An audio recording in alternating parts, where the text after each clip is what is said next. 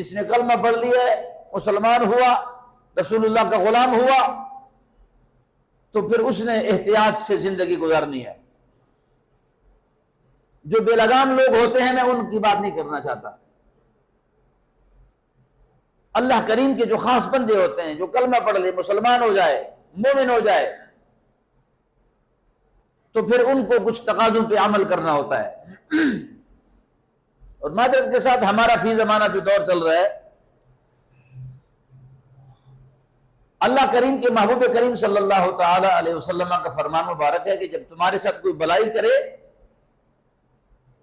تو اس کا احسان بھی بلائی سے دو، یعنی جب تمہارے ساتھ کوئی احسان کرتا ہے تو پھر ان کے احسان کو یاد رکھو، یہ رسول اللہ نے فرمایا ہے۔